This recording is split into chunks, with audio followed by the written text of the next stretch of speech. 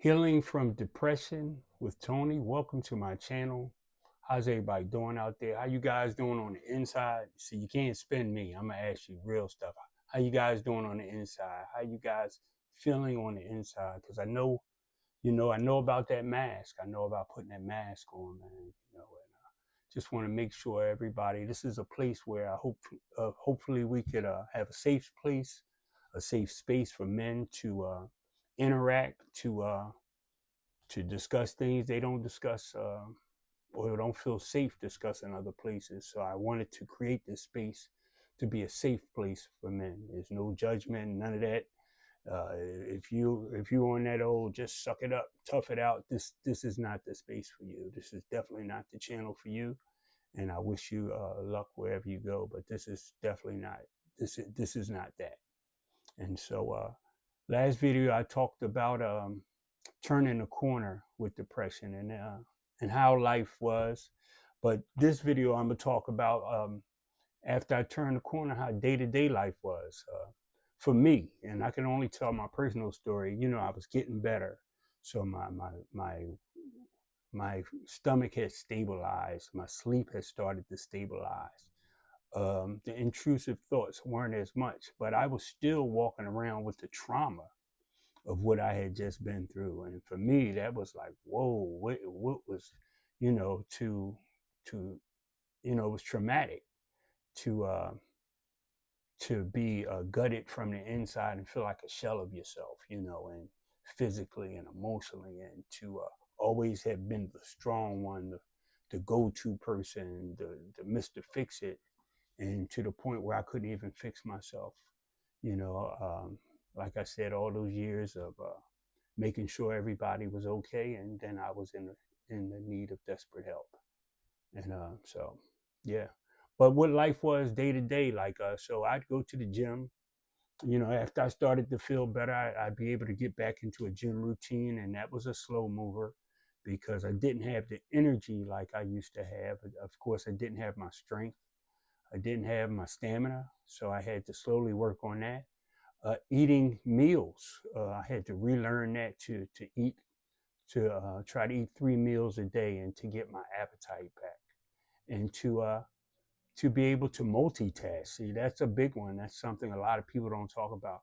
To be able to multitask again was a big thing for me because I used to could that was my strength. I could just handle a lot of things and fix problems, not just be presented with problems, but I was a fixer. And so to be able to multitask again was just major for me because, like I said, I was on a limited uh, activity as far as dealing with things. I could only deal with one thing at a time, one thing at a time. And so when I was able to kind of multitask and deal with different things, I was very happy about that. But I had my good days and I had my bad days. And for me, I was like, well, as long as another shoe doesn't drop, I'm on a really good trajectory for healing. But of course, shoes drop. Uh, like I had got into a really nasty accident uh, while I'm healing, and that was traumatic. And for me, and this is right after I paid the car off. So I paid the car off and then get into an ugly accident. So I thought that that was going to take me down, but it didn't. It didn't. So I was thankful. That's when I knew I was getting stronger on the inside. I said, yeah, I'm getting stronger because that would have just devastated me not having a car after like 20 something years, so that was a lot. But, I'm here, still here, and I'm stronger than I ever was emotionally. And then, like I say, because I went through it, I can get back. And not only that, I can notice other men that are hurting on the inside because I can see it. I've been there. And so that's why this is important for me to give back, to share the pain, so the pain won't just torment me. So other people can know, listen, it's been painful, and I understand the pain. I'm not trying to minimize it, but it's okay. As long as you doing the things if you need therapy, get therapy. If you need counseling, get counseling. If you're chemically imbalanced, uh, get the chemicals, get the medication to get balance. So that's important because it doesn't just happen. You really gotta put the hard work in for this. And and if you are a person of faith, you gotta pray. You're gonna be tested in some areas. And for me, like I told you, and basically I've hinted in all the years, for me this was a big faith crisis for me because you know uh, when you read about the blessings and favor and all these different things, and then you go through trial after trial after trial, uh, it kind of makes you question your faith on where you're really at, So I don't know.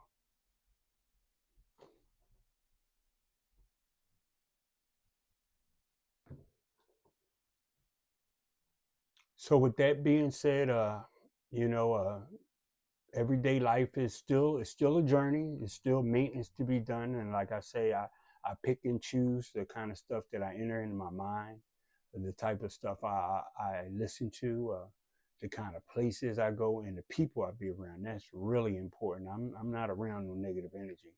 I'll get up and leave quick, because I'm very selfish and I'm very protective over my mental health healing, and I would advise you guys to be the same way. But so I say all that to say on this video, I just wanted to let you know that just because I'm on the other side, my switch didn't just flick.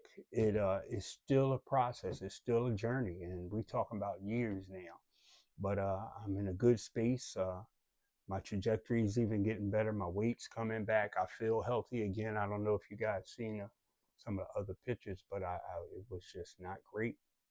But I'm feeling really good. I feel really good on the inside, guys. I can't preach it if I can't practice it. I feel good on the inside. But there's days I get challenged too.